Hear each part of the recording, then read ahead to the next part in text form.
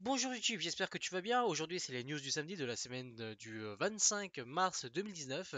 Les news du samedi, c'est tous les samedis à 14 heures et c'est le petit résumé de la semaine, à savoir ce qui s'est passé pendant le monde du jeu vidéo et même de l'IRL et de séries féminines. Un résumé de tout et n'importe quoi de ce qui s'est passé pendant cette semaine. Eh bien, ne tardons plus.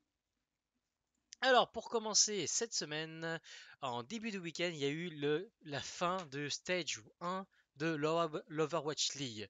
Donc, l'Overwatch League, c'est le tournoi un peu mondial de Overwatch et qui permet de voir quelles sont les meilleures équipes. Et il s'avère que le vainqueur sont les Vancouver Titans. Vancouver Titans qui sont bon, une équipe un peu de Coréens, mais qui jouent pour Vancouver, donc au Canada. Et donc, ils sont considérés comme les grands vainqueurs de l'Overwatch League stage 1 seulement. À faire attention qu'il existe environ 4 ou 5 stages et là le stage 1 ne vient juste de se terminer et donc ils sont un peu les premiers victorieux du grand tournoi All-Star de l'Overwatch de l'Overwatch. Et donc les Vancouver Titans ont gagné le premier match. À savoir que si vous n'avez pas vu le tournoi, donc la finale de l'Overwatch League Stage 1, je vous conseille d'aller le voir parce qu'il y a eu quand même un très très gros. C'était vraiment un très très gros match. C'est très très serré, mais bon, on a trouvé les victorieux. Mais c'était vraiment très très serré. Je crois qu'il y a eu 4 victoires pour Vancouver et 3 victoires pour l'autre équipe. C'était vrai et même le tout dernier round était vraiment très très serré. Donc vraiment sympa. Pour la suite, vous étiez sûrement au courant, on en a parlé à peu près toute la semaine si vous avez un peu regardé les réseaux sociaux. Mais le nouveau clip de PNL a été sorti ce week-end. Si vous êtes au courant de ce qui se passait la semaine dernière, PNL avait sorti un live YouTube, avait lancé leur live YouTube sur leur chaîne personnelle, mais l'avait laissé un peu en suspens pendant 2-3 jours en laissant une page d'accueil, une page d'attente, une petite musique d'attente en mettant à peu près toute leur musique, limite un petit peu style concert. Puis finalement, le week-end a été sorti leur nouveau clip qui s'appelle ODD, donc AU espace DD. Et donc c'est leur nouveau clip qui se passe sur la Tour Eiffel et qui a qui selon franchement pour les animations sont très très intéressantes. Pour ma part, pour un avis vraiment personnel, je suis pas forcément plus fan que ça de PNL, je suis pas vraiment fan de rap, même si bah, je conçois que c'est quand même un style de musique qui peut être très intéressant, mais c'est pas forcément mon style.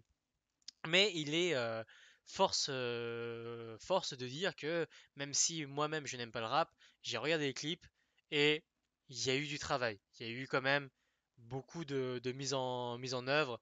Il y a eu beaucoup de demandes qui ont fait en sorte d'avoir la possibilité de faire un clip comme ça sur la Tour Eiffel. C'est pas donné à tout le monde de pouvoir faire ça, donc franchement, rien que pour ça, chapeau aux deux artistes. Et bien sûr à toute l'équipe qui a travaillé derrière. Mais en tout cas, le nouveau clip de PNL. Lundi, donc la sortie de Firestorm. Firestorm est un nouveau BR qui est principalement basé sur le jeu Battlefield 5. À savoir que, bon, malheureusement, ce BR est payant seulement si vous n'avez pas Battlefield 5. Si vous l'avez, Battlefield 5, le nouveau BR est offert avec le jeu. Donc, c'est un petit bonus, c'est un petit plus. Pour ceux qui n'aiment pas forcément Battlefield 5, bon, ça ne leur change rien, ça ne casse pas trop pattes à un canard. Mais pour ceux qui ont déjà Battlefield 5, c'est un cadeau, c'est pourquoi pas, c'est sympa. Jusqu'à maintenant, il n'y a pas forcément eu de gros retours, mais en tout cas, ça reste quand même bon de savoir que si vous aimez Battlefield 5 et vous aimez les BR, bah vous avez Firestorm qui vous permet de lier les deux. Toujours sympa. Lundi, il y a eu la conférence de Apple. Une conférence qui s'appelait je crois que la Apple Conf, tout simplement. Et où Apple a quand même annoncé beaucoup de choses différentes qui vont s'ajouter dans le monde de la grosse pomme. Et selon les annonces qui sont les plus intéressantes, entre guillemets, sont déjà une annonce de streaming vidéo. Donc vous voyez ça comme le gros concurrent de Netflix qui va s'appeler Apple TV+. Il y aura un nouveau système d'abonnement pour les jeux Apple. Donc, pour vous donner une idée, si vous achetez souvent des jeux sur l'Apple Store, eh bien Apple vous donne la possibilité de payer un abonnement Apple Game Plus pour avoir tous les jeux Apple sans débourser plus d'argent que l'abonnement vous demandera de payer. Bon après, ça reste dans le catalogue possible de de l'Apple Game Plus. Il y a des jeux qui peuvent être vraiment out de l'Apple Game Store et ne pas rentrer dans le catalogue et vous faire quand même payer beaucoup plus cher. Bon, ça c'est vraiment à voir comment ça va se passer, mais généralement de ce que j'ai compris, c'est que l'Apple Game Plus seront plutôt des jeux de boîtes indépendantes de jeux vidéo qui essaient de se faire un nom. Donc pour eux, pour les indépendants, avoir un petit revenu, ça peut toujours faire plaisir. Et pour vous, acheteurs de jeux mobiles, bah, ça vous fait débourser pas plus d'argent que d'habitude, mais pouvoir jouer à des jeux qui potentiellement seraient un peu réticents parce que ce serait payant. Ça, des deux côtés, ça peut être sympa. Juste un petit côté bémol, c'est que justement, si vous payez pas plus pour les jeux, bah, Apple devra diviser les revenus de manière équitable à chacun des studios indépendants qui seront dans le catalogue. Bon, ça c'est vraiment de la logistique, c'est vraiment du détail financier. C'est pas nous de gérer ça. Et également, une nouvelle annonce qui peut être très intéressante, c'est l'Apple Card. L'Apple Card, qu'est-ce que c'est? C'est une carte Apple qui vous permet, enfin, une carte. C'est un système de paiement chez Apple qui vous permet de pouvoir payer avec votre téléphone. À savoir que, bon, actuellement, ce qu'on fait, en tout cas nous en France, c'est que nous on paye par carte bleue, on utilise soit le sans contact, soit on utilise différents systèmes, soit on utilise encore on met encore la carte dans la Game Boy pour pouvoir mettre notre code et pouvoir acheter des choses. Eh bien, Apple va ajouter un nouveau système de paiement où Apple contient le système NFC. Vous avez sûrement déjà dû entendre ce système, le système NFC. Ça vous permet de mettre une carte bleue dans votre portable et de pouvoir payer avec votre portable. Même chose, même système que sans contact. Sauf que maintenant, Apple va faire son propre système de carte où vous allez mettre votre carte dans la carte Apple et pour le coup, ce sera le système NFC de votre portable qui va gérer tout le système de paiement. C'est sympathique, c'est pourquoi pas. Ça amène la sécurité des sans contact de chez Apple parce que à savoir que le sans contact des cartes bleues, il est sympa, mais il n'est pas forcément très sécuritaire et surtout les banques sont pas forcément les plus forts dans l'innovation bancaire. Apple, on connaît un peu comment ça marche, on sait qu'ils ont quand même un gros système d'innovation. Donc franchement, ça peut être très très sympa d'avoir l'Apple Card. Et surtout que, à savoir, l'un des arguments majeurs, c'est que l'Apple Card sera international. Vous, quand vous avez votre propre carte bleue en France, généralement ça ne marche qu'en France. Et c'est ça qui pose problème. Quand vous essayez de voyager, eh bien vous avez une sorte de petite taxe bancaire qui vous demande, mais en fait, à chaque fois que vous faites des achats, on va vous soutirer 1% de vos achats et les léguer à la banque. Et ça, généralement, ça pose problème à tous les utilisateurs de carte bleue qui voyagent en international, c'est qu'ils ne veulent pas payer cette taxe. C'est déjà les aliments coûtent cher, donc si vous payez en plus un supplément, c'est chiant. Eh bien, l'Apple Card vous permet d'avoir une monnaie un peu internationale et qui vous permet de pouvoir payer sans avoir à de payer des taxes. Et ça, pour le coup, c'est assez sympa. À savoir que, bon, aussi, il y a aussi la particularité que, bah, il y a certains magasins qui ne conçoit pas le système de sans contact ou le système NFC, eh bien Apple Card vous permet de pouvoir commander une carte Apple qui n'a pas de numéro de série, qui n'a pas de numéro CIV, donc au dos de la carte, mais qui vous permet juste de mettre votre carte avec contact sur Game Boy et de pouvoir mettre votre mot de passe. C'est vraiment pour pallier la possibilité que certains magasins, bon, les marchés, les magasins où il n'y a pas forcément de connexion Internet, pour pallier ce genre de problème. C'est toujours sympa, ils ont pensé à tout, donc c'est cool. Mais voilà donc toutes les innovations qui ont été, enfin les innovations les plus intéressantes qui ont été annoncées pendant la conférence Apple. Mardi, nouvelle annonce qui a été un peu dérangeante pour les participants de la ZLAN. Eh bien Rocket League a été annulé et malheureusement pour Rocket League, mais heureusement pour Disque Jam, parce que Disque Jam a accepté de remplacer ce jeu et il s'avère que Disque Jam est quand même un assez bon jeu. Et pourquoi pas, c'est toujours cool d'avoir ce jeu. Alors pourquoi Rocket League a été annulé?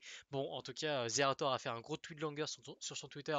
Donc si vous voulez vraiment les détails de cette annonce, bah, vous pouvez lire son message. Mais si vous avez la flemme de lire et si vous voulez un gros résumé, en fait, Zerator, au moment de l'annonce de sa ZLAN, il n'avait pas demandé à tous les éditeurs de jeux vidéo, les éditeurs de jeux, s'il avait la permission de pouvoir faire ces jeux-là. Et la plupart ont accepté. Il a considéré, bon, à grosse erreur, que normalement aucun jeu ne refuserait de participer à la ZLAN. Il s'avère que malheureusement, Rocket League a considéré que bah, malheureusement, mettre le Rocket League sur la ZLAN porterait préjudice à une autre LAN qui se ferait au même moment que la ZLAN. Et donc, pour ne pas avoir le souci de bah, les viewers, est-ce qu'ils voudront voir plutôt la Rocket League de ZLAN ou la Rocket League de la ligue spécialisée de Rocket League, bah malheureusement ils ont fait en sorte que bah, ils ont refusé la ZLAN ils ont refusé Rocket League à la ZLAN. Bon, tout ça passe dans les détails. Zerator est extrêmement désolé d'avoir proposé Rocket League et que beaucoup de participants ont énormément perdu de temps sur Rocket League à s'entraîner pendant des heures et des heures sur le jeu.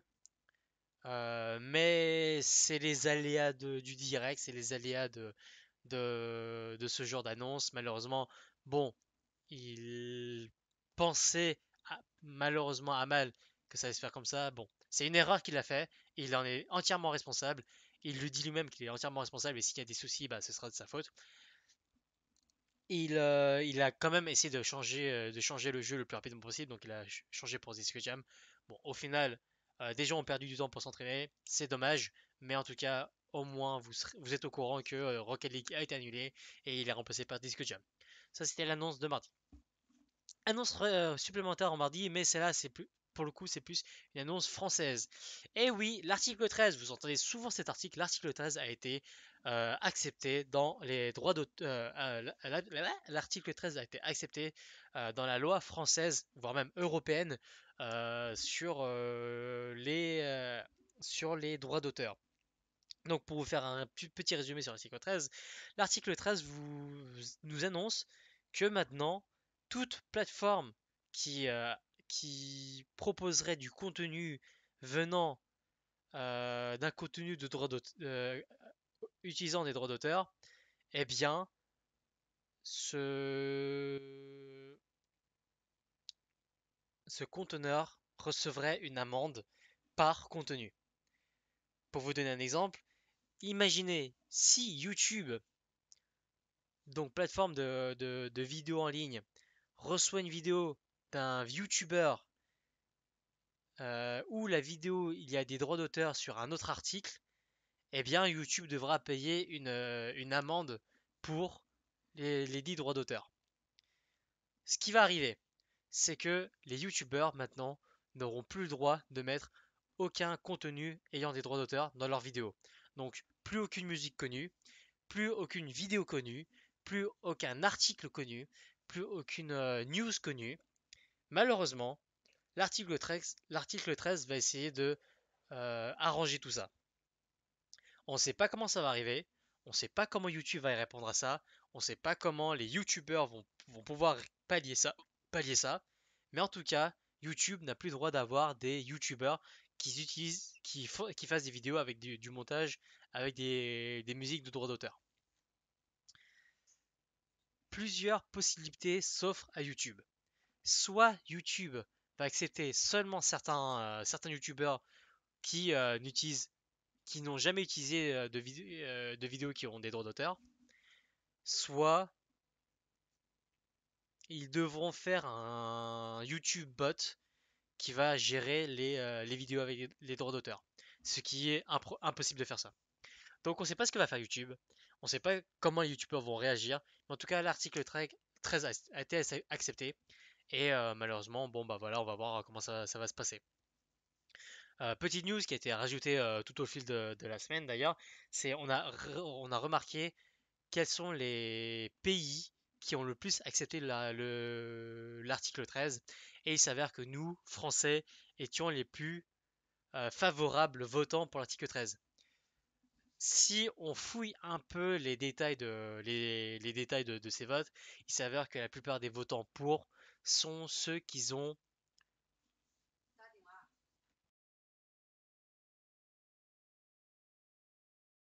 il s'avère que la plupart des gens qui ont accepté l'article 13 en France sont des personnes qui ont un certain âge et donc qui connaissent pas forcément YouTube, qui connaissent pas forcément le monde de l'informatique. Est-ce que c'est vrai, est-ce que c'est faux? On ne sait pas. On verra toujours midi à sa porte, on verra toujours bah, la vieillesse comme étant un terrain qui n'a pas envie de voir les nouveautés du monde de l'informatique, qui a peur de la nouveauté. Est-ce que c'est vrai, est-ce que c'est faux? Pourquoi pas? De ma part, de mon avis, je pense que en fait, il y a une part de vérité. Ils ne connaissent pas YouTube, ils connaissent pas tout ce qui est contenu informatique. Mais de l'autre côté, ils ont quand même pensé à la légalisation des droits d'auteur.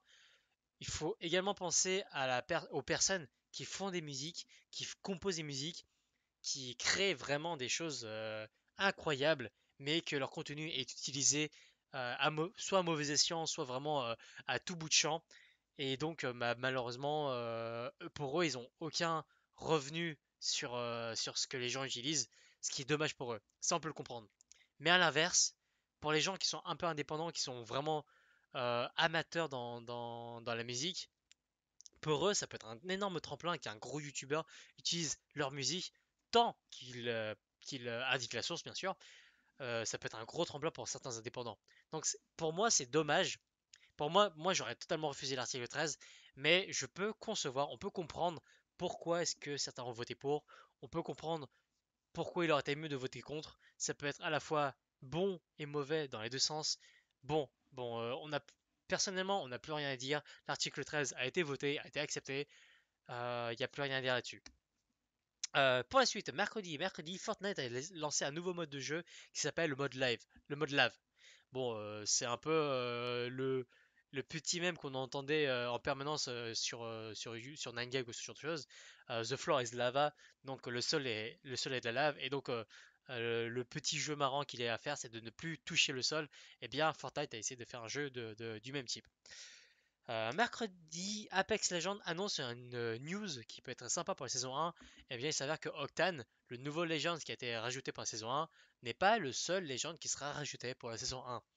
On verra au fil du temps, on l'a pas encore reçu encore aujourd'hui, mais Apex Legends va rajouter un nouveau Legend qui sera sûrement un autre perso tout aussi intéressant, soit mieux, soit pire, on sait pas, mais en tout cas il y aura un nouveau Legend qui sera ajouté dans cette saison 1.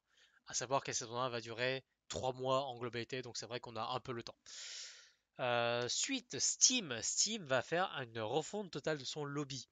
À savoir que on a un petit prémisse, une petite image de ce que pourrait être le nouveau Steam. Qu'on aime ou qu'on n'aime pas, pourquoi pas, de toute façon on pourra pas retourner en arrière.